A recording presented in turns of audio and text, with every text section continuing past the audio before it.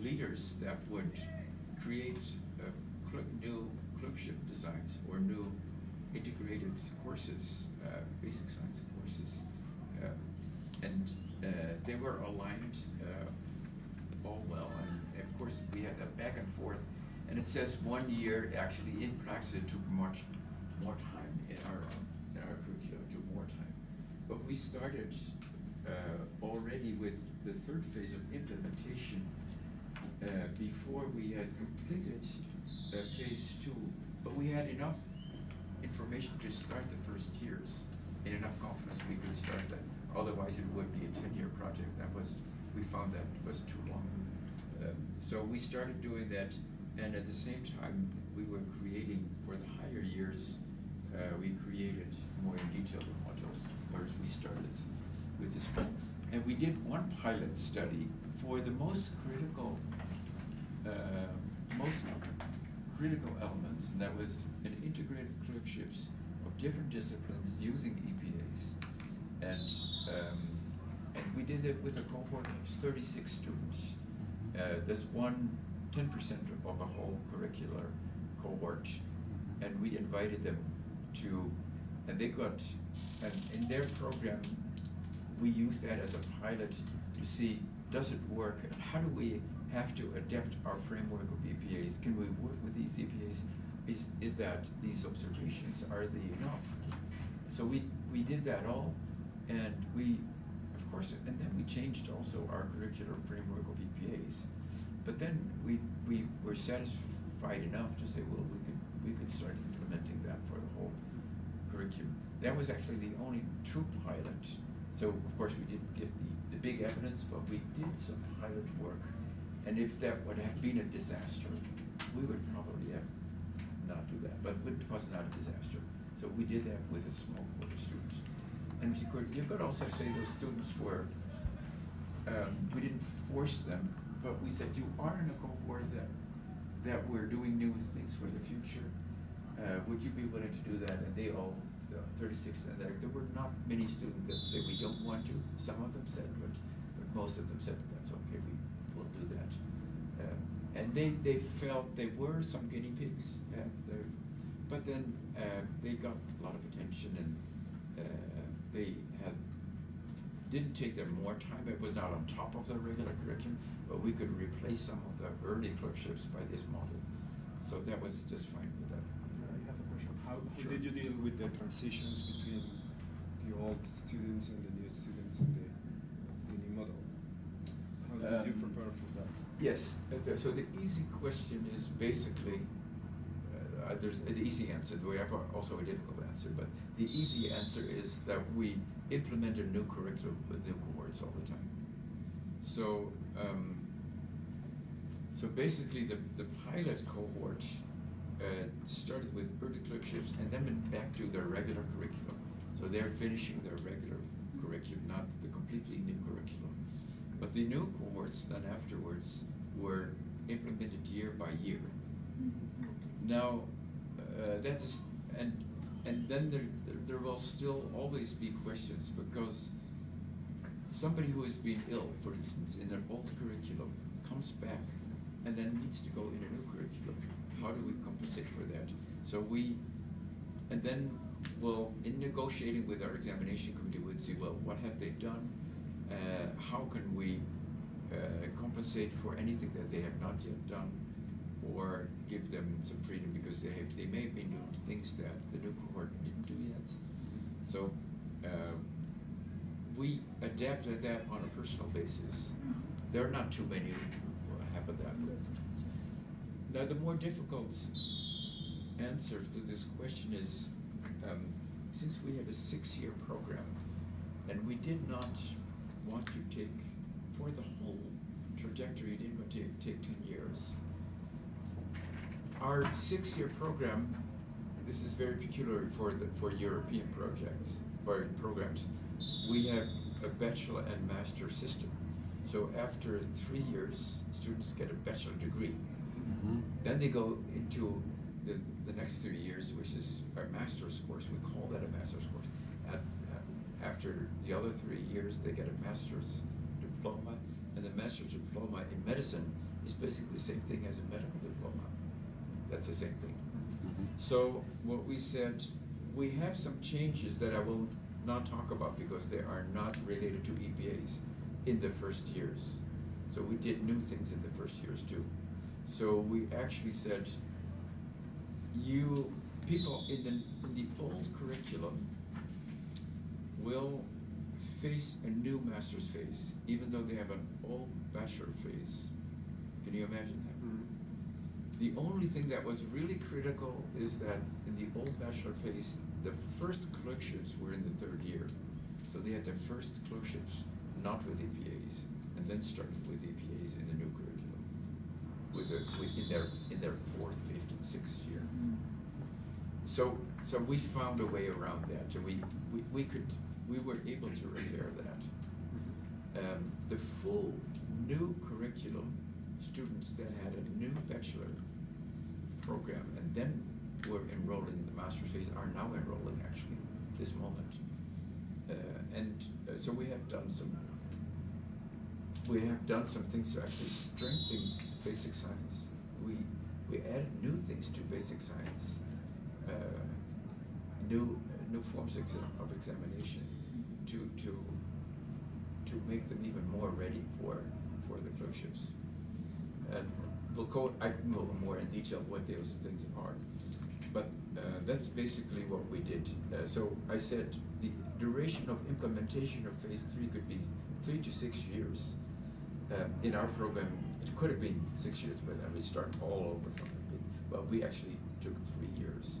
So we will be graduating next year the first people who have a new master's phase. They are in halfway their final year of medical school with EPAs, and they will graduate this. First persons will graduate this summer. Well, this is basically our very rough planning schedule. We have made many more. In the curriculum committee, of course, we have all these different things that we have implemented. For instance, we have a mentor system now. That was new. We didn't have that in the past, and we only started the mentor system this year. And so we're a little late with the mentor system, but it was not really. The students really liked it, and we used the mentor system not so much to make the EPAs work. The EPAs work by themselves, but the mentor system, for instance, for career choice, and the students really like to discuss that with the mentor. That's part of our new curriculum. So barriers and facilitators. So theoretical barriers are increased workplace-based assessment. So that is observations and discussions and documentation. That's the first thing that people in the clinics, in the clinical environment would say. It takes more time, they don't have that time. And then we start talking with them and say, look, EPAs are not really something radically different from what you do every day. It is really, you work with learners, and we want learners to gradually become clinicians, and so we want you to monitor what you do and document that better. So our electronic portfolio system has really helped, because that already made it easier, and the mobile devices will make it even much more easy, because they don't have to go to the desk and fill in something, but they can actually do that.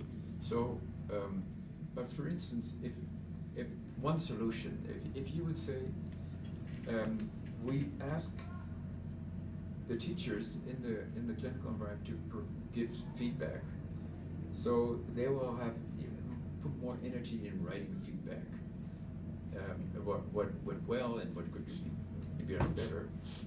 But now we say to students, you ask for feedback, and then if you want, what we could do is you write it down, not the teacher.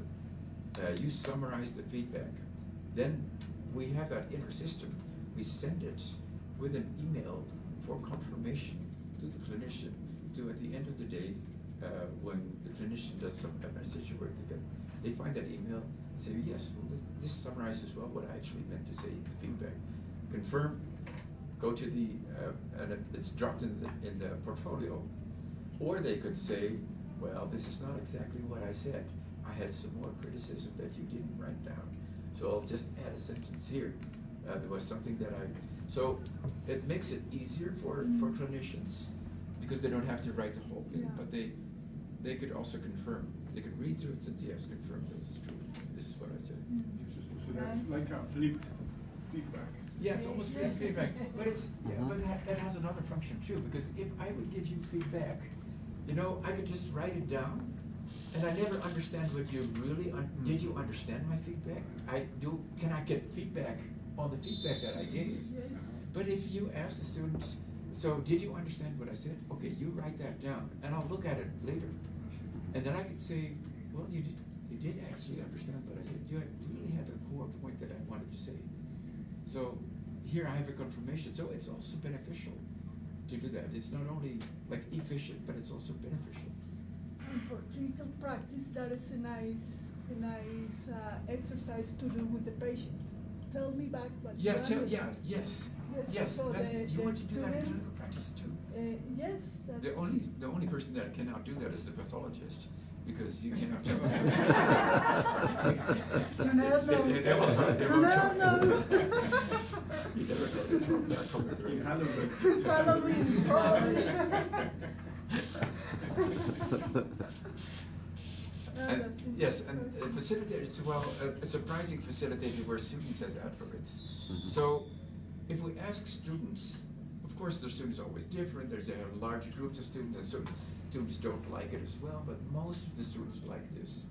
Most of the students like this because so you have to realize in the past, and they would hear that from other generations, in the past they would, very often a clerkship or a clinical rotation would be, might just be there.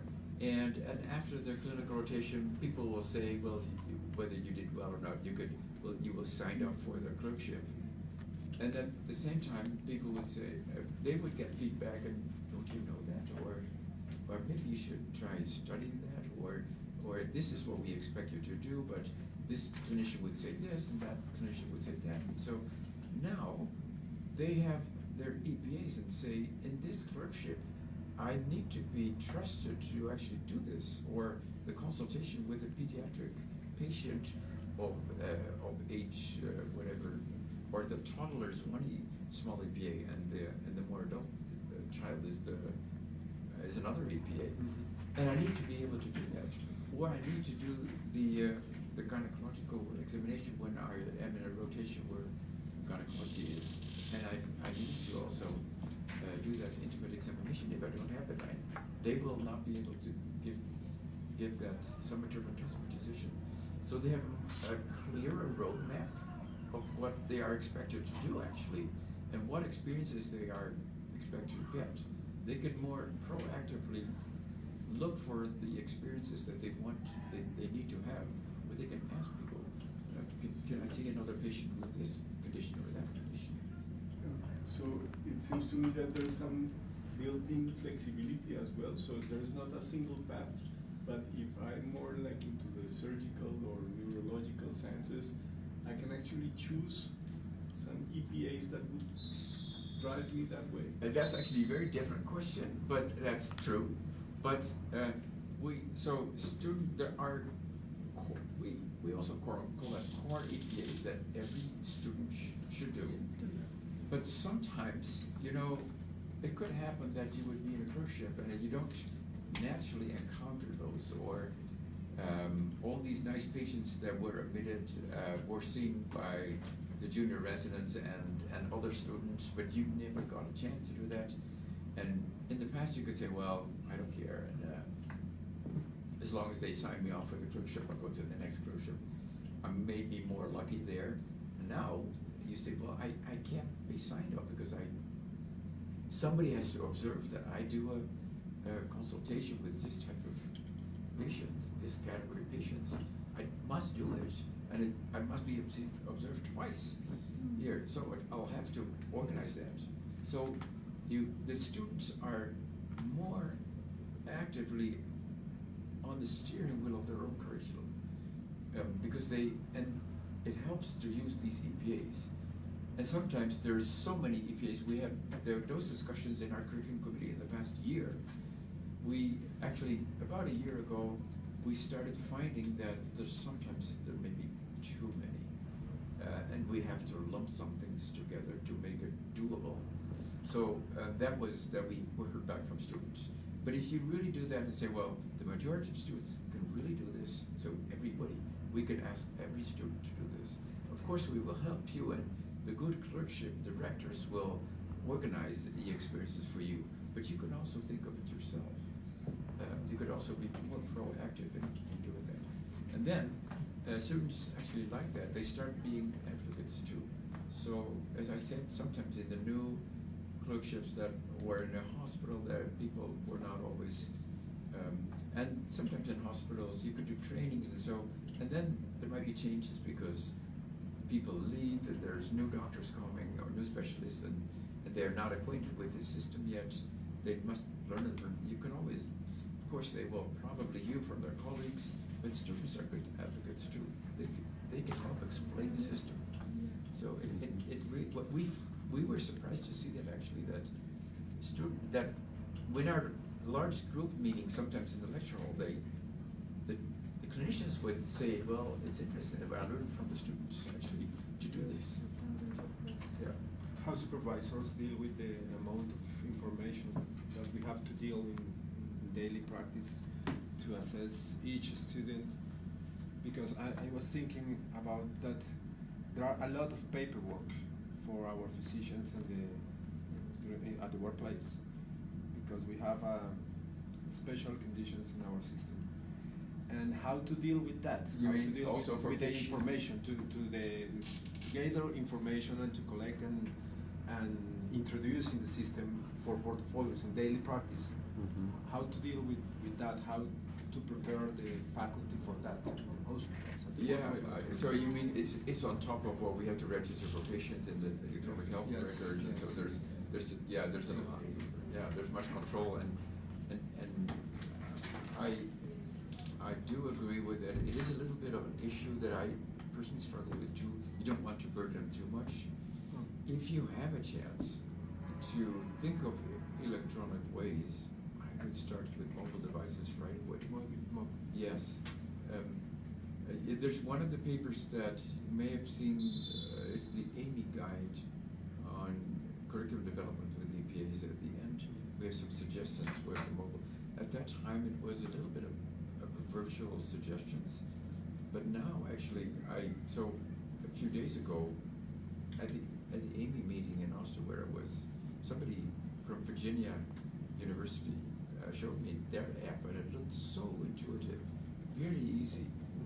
Not much text at all, and you could just say, would you trust this learner by this type of things with indirect supervision now, or do you think that somebody should be there? It's very easy. Mm-hmm. So do you think is this person ready to do these things without supervision? What was your experiences here? Did they need that? And sometimes a new way of thinking that came up with me that she said that they might implement there is sometimes it's difficult that's one of the things that teachers find difficult. They would say, well, I've seen this student, but now you want a recommendation for the future. I find that more difficult because this case, this was okay, but if I now say they're ready for unsupervised practice or it might be too big of a step, I don't really know. So what you could do is you'd say how much help did the student actually need in this EPA that we just observed? Did they need help or did they not need help? We call that retrospective scaling. It's a retrospective. You actually look at what happened, which is different from prospective scale that you would give a recommendation for the future. But retrospective scale, if you would add a second kind of column, it could be very easy. Was this a difficult case or was it an easy case? And if you would say the student did not need help and it was a difficult case, then evidently the student did pretty well. If you say this was an easy case and the student did need help, then the student is probably not so far. If it was an easy case and the student did not need help, you could say, okay, we'll probably need to also provide some more difficult cases, but at least we know they don't need to help with difficult cases. So you just imagine if you have those observations, that you could do that almost on a daily basis, or as much as you can, but it should be done a few times for each EPA. And you send it to the portfolio, and then the clerkship director at point X in that portfolio, at the time of the clerkship, pulls it up and sees all these recommendations. And you could see, well, there was easy cases in there, and this is what they actually did. I think, and you could share this with other people, we think that this knowledge is ready. And we could actually get a certification. And the certification is really, that's the most revolutionary part of working with EPAs, is to have it make a real difference for the students. So if you get that summative entrustment decision, we really trust you to do this without direct supervision. And they should actually be allowed to do that then. But you need that. And basically we never do that in schools, but at the end of medical school we say that implicitly for everything. You're not allowed to do everything. Excuse me, Kate, I have a question. Usually we are very optimistic, but it's moment I want to be a little pessimistic. Good. Yeah. And if we don't get that all of the hospitals of our practice activities places get the model, take the model and implement the model, do you think that it is possible that we can't have a success with the model with, I don't know, 15 or 70% of hospitals that are included almost during the start of the process? Yeah, basically the question that you ask is, could you work with two parallel curricula? Well, if you would say, if you have a student that works in a curriculum that uses EPAs and you want actually to work across different clerkships, then it would have, then I would recommend to send that student always to a hospital where they work with EPAs. But if you say, well, that's too much, we can't do that all at the same time, you might start with a smaller cohort and say the others still go to and then I would probably divide the hospitals and say, well, these hospitals are not, we don't start with all hospitals, we start with a number of hospitals. I think you could do that. You know, working with EPAs is not so radical. I mean, you could have a curriculum that prepares for it, and then you have traditional clerkships. I mean, we've always done that, and so you could still say, well, in your clerkships you will not do that. You could even think of, well, that's up to you, of course, whether you give that choice to students too, and say, will you go in the stream that works with EPAs, or would you choose for the stream that has the traditional clerkships that we always had? And then there's one bit. If students would be hesitant, even though we say, well, we're starting this is new, but we're asked, like we did with the pilot actually, and you say to students, would you be doing this? It has all of our attention, so make sure that we want to hear back from you, we want to get feedback. Then you have students who are probably motivated for something new. And that helps, because that will probably generate positive feelings in those hospitals. And those hospitals can start to be the advocates for the other hospitals. So it's a benefit of curriculum change that you could do. And basically, because this is not cohorts, but it's actually individual student rotations, you could do that in parallel. A question, the hospital physicians have a formal relationship or link with the university? So asking about our situation. Yes. So so the University Medical Center is one unit, and the university, it is actually, it's not the university and the hospital, the university center, because that's one unit. So I'm on the payroll, all the professors on the payroll of the hospital. With the other But- hospitals? No, but the other hospital not. So the other hospitals, we need them because we need that capacity. They are all by themselves, and they are not university hospitals, but they are expected. Actually, every big hospital in the Netherlands takes clinical students. We need, across the Netherlands, we need the complete capacity of the, maybe not the very small hospitals, but all the medium-sized big hospitals. We need them all for clinical experiences. And we are pretty lucky that we can organize that very well in the Utrecht region with our teaching hospitals. The Amsterdam region has two universities. They have difficulty finding places for students in all those teaching hospitals. So there's now, at this moment actually, they have a time lag. They don't know how to place them. So there's students that necessarily have no education for half a year because there's no place yet. So they're ill. So that's their own problem. But we need, so all the big teaching hospitals, so they feel committed, but they are not universal. So how do we deal with them? We pay money. We just hire. We have a contract for every student. This is the problem, the contract, the real relationship Yes. with And the they- physicians. Yes. But all of these hospitals are following now competency-based education frameworks Well, in the Netherlands. I mean, No, not in the Netherlands. It's interesting that Utrecht does that, and in our region we do that. And there are some hospitals, the minority, that have students from two sides, from another hospital too. So we actually, a few weeks ago, we had a meeting with the Nijmegen University, Radboud University. It's actually one of our neighbors. We share some hospitals. And they have now committed to work with EPAs. They will use our model, maybe with small adaptations, but basically our model.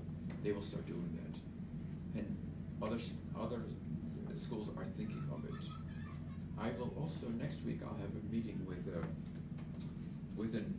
we have a national blueprint of objectives for medical training. We've always had that since 1994. And it has been revised every summertime. There's a new revision planned for next year. So they will start talking with me now. How can we implement EPAs in that model? It will probably be done, and then all hospitals and all schools will have to do it. But for instance, in that hospital that you mentioned before, there are two curriculums parallel. There is a mixture of curriculums at the same time in the workplace. So for instance, Yes. there are students attending from this university and another from this university. So the same supervisor have to attend two parallel curriculums at the same Yes, time. and that is confusing because this student will say we need to be observed because we need that EPA and we need your feedback, and the others don't have it. So I must say that we have advocated since about 15 years in the Netherlands that it would be good to observe. So regular observation it's not completely new to have regular observation, but now it's linked to EPAs, and and in other schools it's not linked to EPA. But so I said we do have the situation, but it's very limited. There are only a few places that we have people from two sides, and the other school is now starting to do that. But we have to realize that EPAs have been, all postgraduate programs have committed to working with EPAs from January 1, 2019. So all postgraduate programs in the Netherlands. So they will all work with EPAs. Those are the same people. They train residents with EPAs. So it's pretty natural they will start working with medical students They start knowing the and actually, that's facilitated that I didn't write here, but I should have actually. That in many hospitals now, it's also very new. So I said January 2019. So that's still, but they have already, all those national programs have revised their curricula to implement EPAs in their curricula. So there are many clinicians that are already familiar with EPAs. So it's not so much a new concept. What is happening here in the country is that most traditional and long-standing programs has their own hospitals, university hospitals. So they, in my opinion, they don't have a great problem for that. But most institutions have to contract affiliated hospitals to send students, and in these hospitals, there are a lot of students for many universities and many programs at the same time. But Yeah. what is happening in those hospitals, they don't have a differentiated treatment for each student. They are doing what they want. Yes. It's a long tradition of medical education in our hospitals. So what I think is that if we develop strong ties with these hospitals, and obviously I agree with Maria Jose that we need money to contract and to create a strong relation with these people and to facilitate programs for faculty development. Maybe it is Yes. that and is so- the way to deal with that, for Yes, instance? it is a way to deal with that, and we have gone through that process over many decades, actually. Mhm. So the large teaching hospitals, they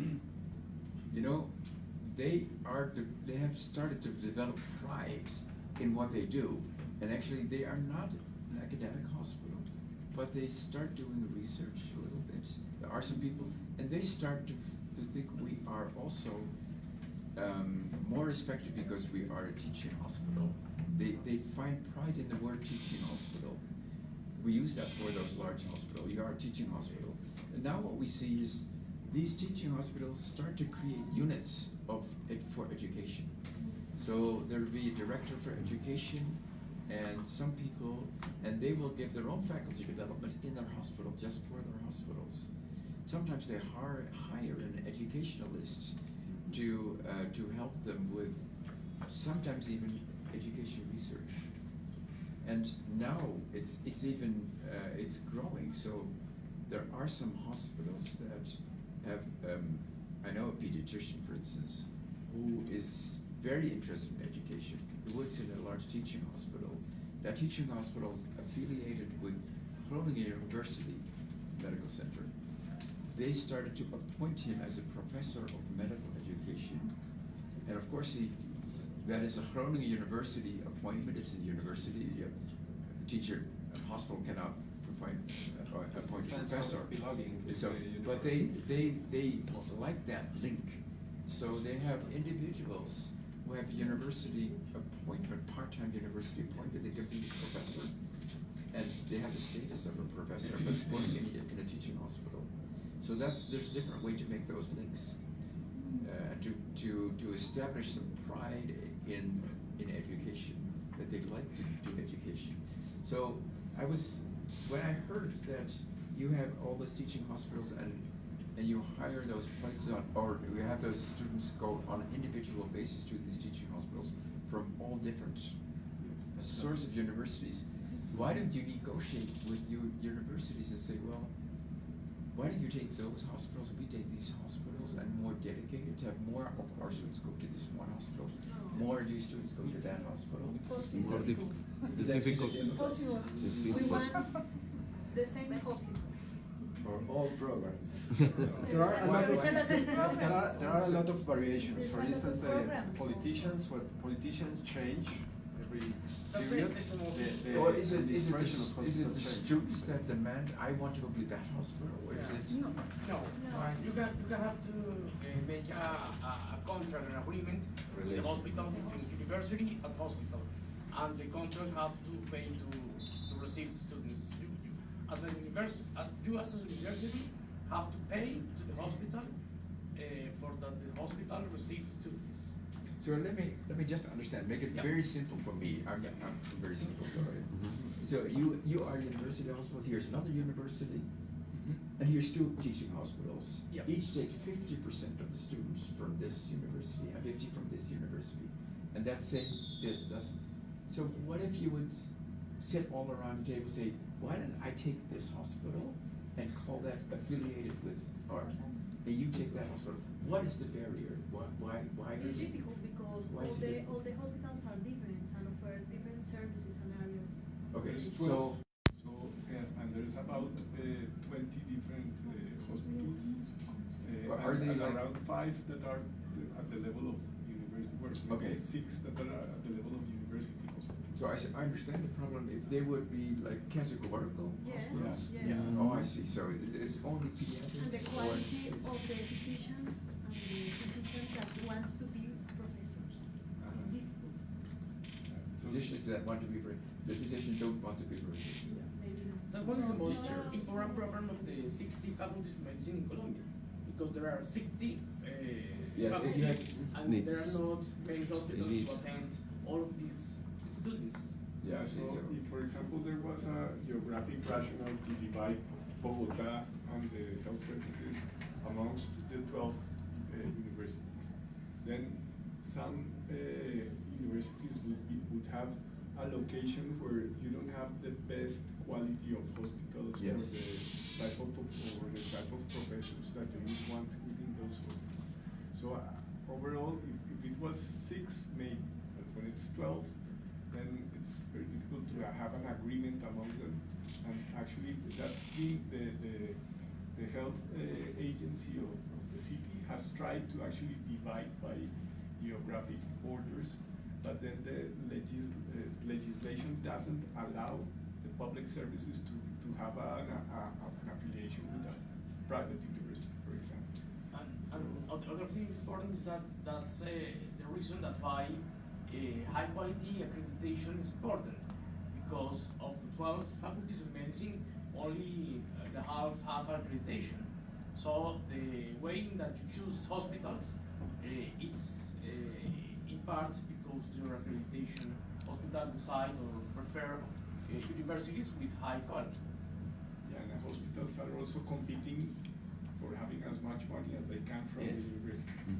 You pay them too for this each hospital. Yes. This hospital says, how much money do you pay for each student? Yes. That amount.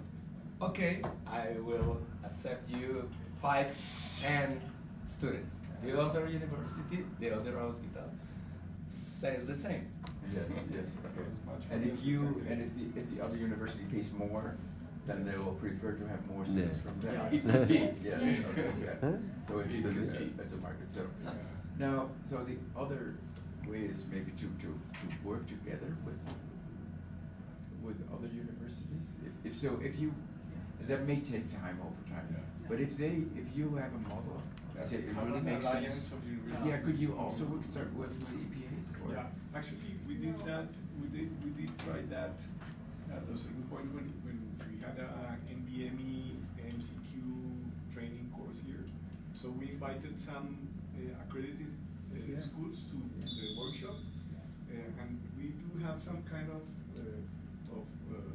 alliance with those accredited schools, so that could be a way to. Actually, that is a little pessimistic extreme, but Scenario. context. But I have two ideas toward the future. First one is we are working now to construct partnerships with some hospitals. We try to define some kind of exclusivity with 1, 2, or 3 hospitals that maybe can be the pilot from the EPA's model, EPA's model.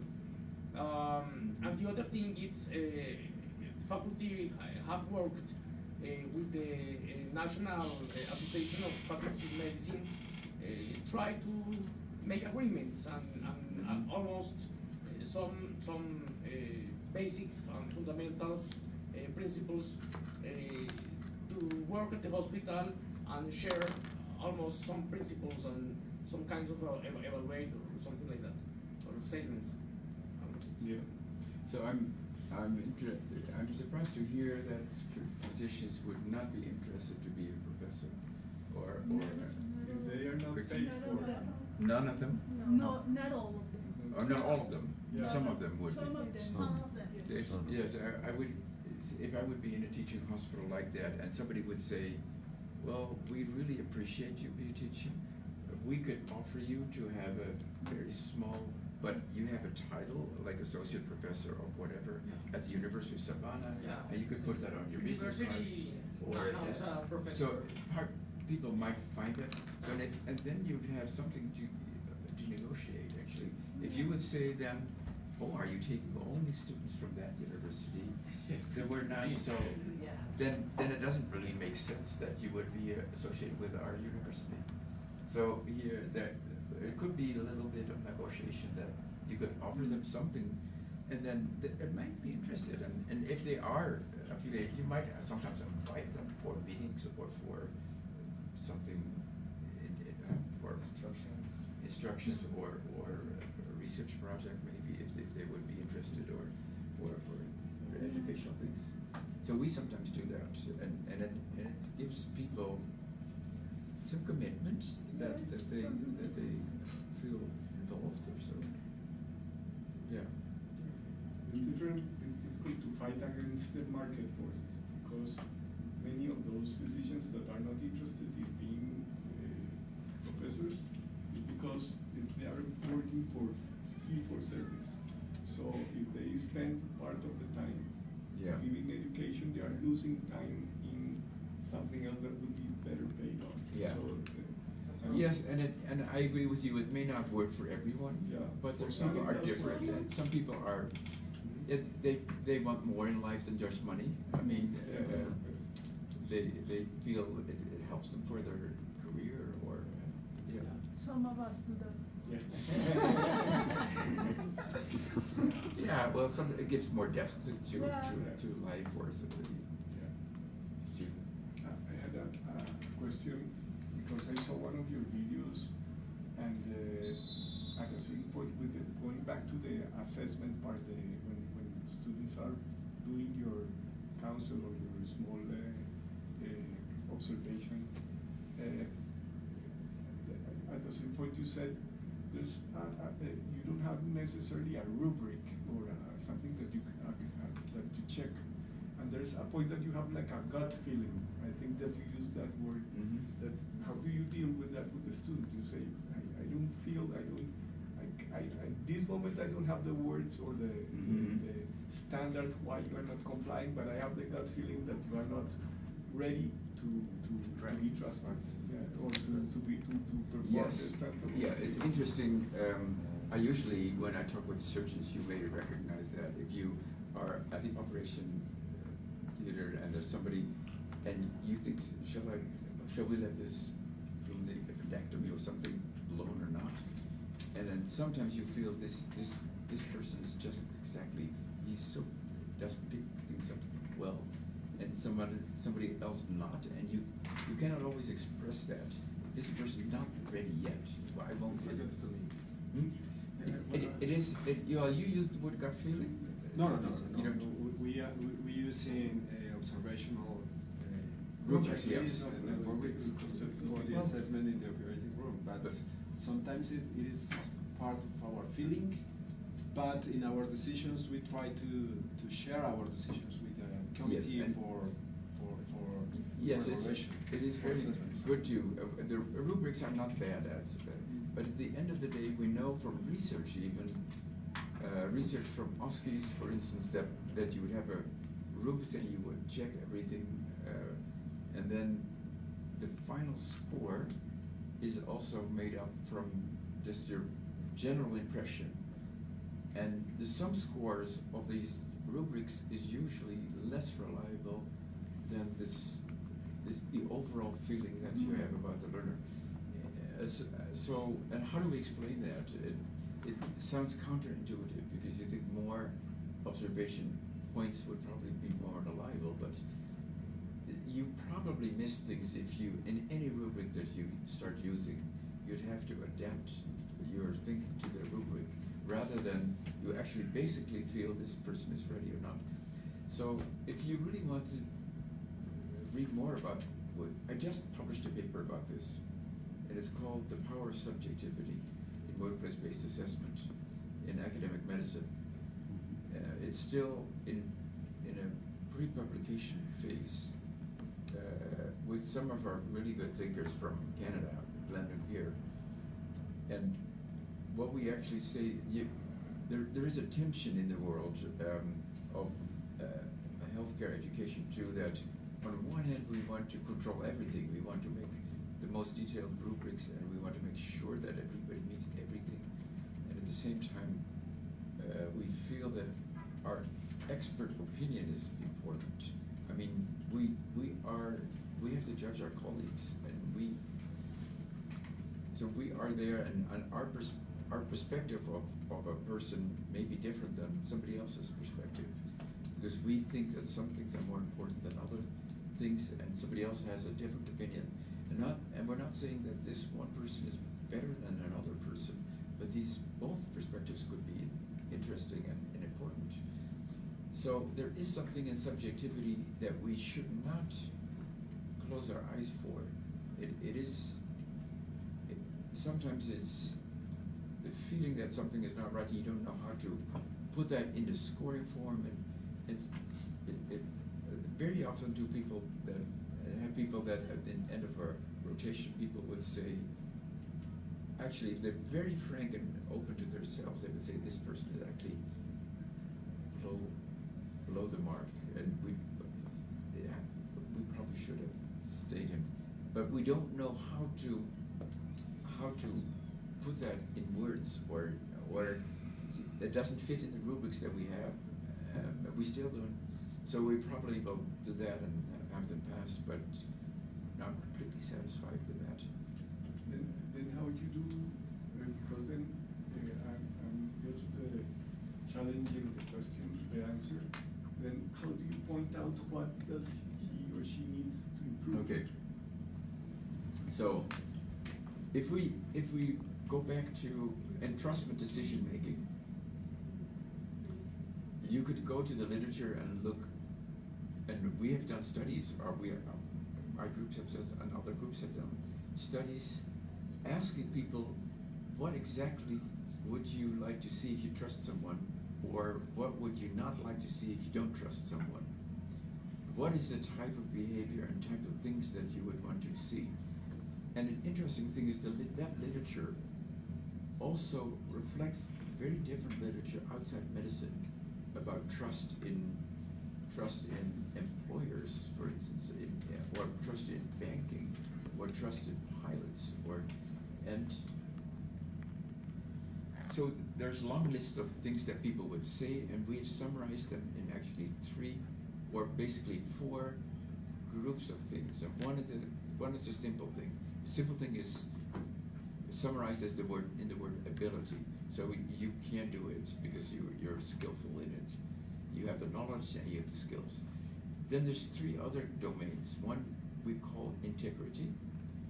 Integrity is truthfulness and benevolence. Basically, truthfulness is, are you saying the truth when you report about a patient? Are you completely open and frank about what you encountered with that patient? And are you benevolent? So benevolence is that you have the right purpose of doing things in life. I mean, are you sufficiently altruistic, or are you basically thinking of benefiting yourself all the time? So benevolence is actually, so those 2 things we have combined, and it's called integrity. Reliability is the next section. Reliability is stable behavior.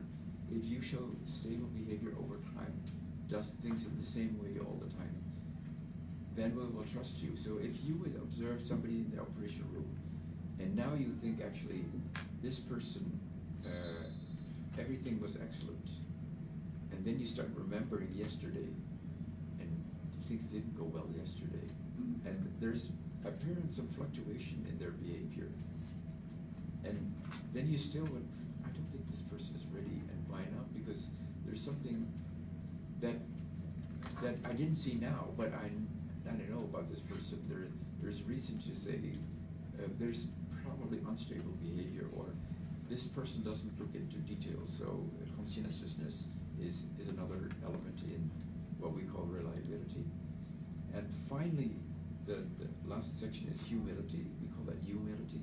Humility is whether people are willing to admit their limitations and to ask for help if they need help. Some are overconfident, and some are, they are ready to ask for help. If you're overconfident, you don't ask for help.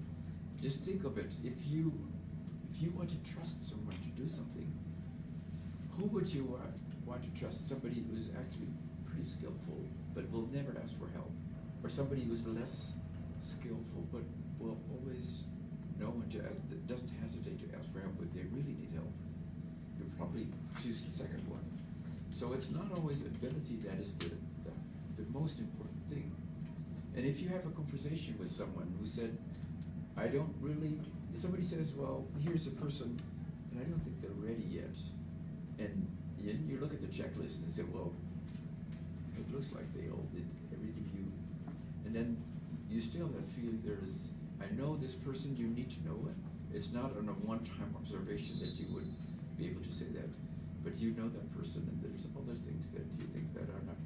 So I showed this framework to a dermatology program director once. He said, there are some students, and I know I don't think they are ready to graduate, and I can't know. I don't know how to express that yet. And then this simple framework helped them to express it. I had a question for you that points that element of subjectivity in teachers who evaluate the trainer, the students in a specific. You mentioned it early in the morning. You mentioned it that not every situation is like another situation. Yes. And probably the teachers go under, we are humans, and the emotion could be changing the result of the evaluations. So I had a question if you had any experience with your team, with the teachers who evaluate the EPAs, the students, managing that subjectivity. Yes.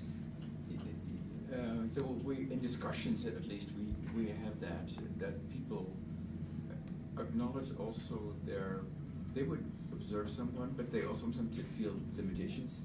They would say, well, I've observed this, and I think this person is ready, but I'm not really sure yet. I would actually, if I have a chance, I would like to see them once more, or maybe with a different patient, see if I could then.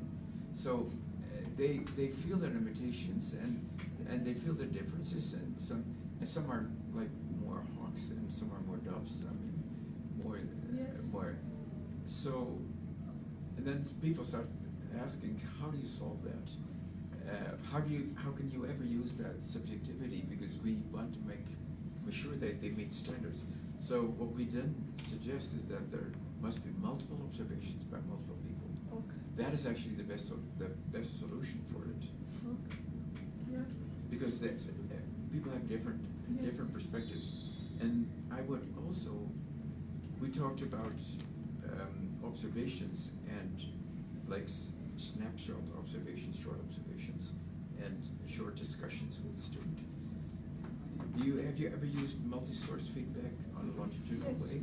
So here's where, usually with multi-source feedback, you would say to it could be a nurse or a patient sometimes, and you would say, why don't you report back to me a week from now?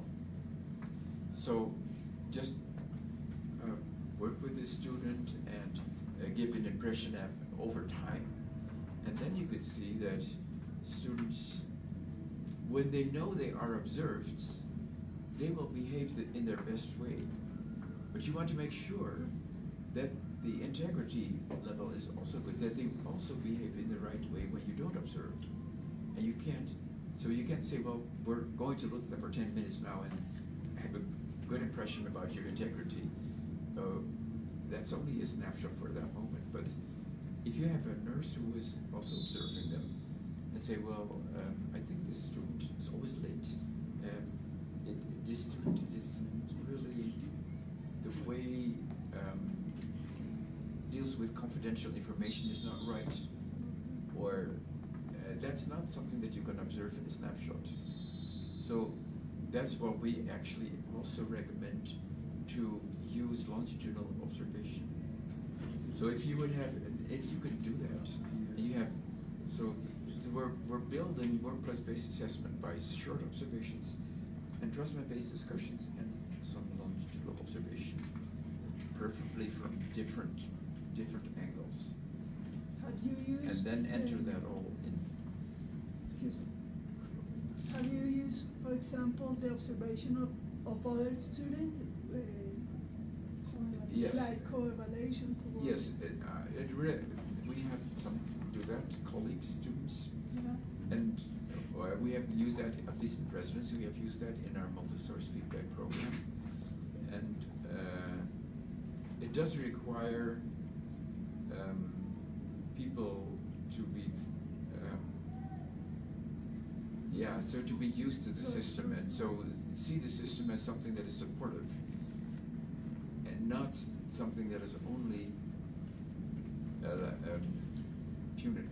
I mean, Yes. punitive. Like a revenge. So yes, if you give information to somebody that can be used as feedback for them to improve. Yes. So, and it's really helpful. And actually, peers are one of the most important sources of information. If you would ever ask students if they know other students that are not as good, or that are not visible. So sometimes students, without naming them, Yeah. Students would tell to me when they graduate that they know about students that seems to manage to be invisible all the time, but that they would say, well, I don't think I would trust my family members to that student. And you don't know it, but this student really does. Sorry, I have a question. I have a Too many questions. I need to stop. I think that that space is really important for us, Dr. Kate. We really appreciate this space because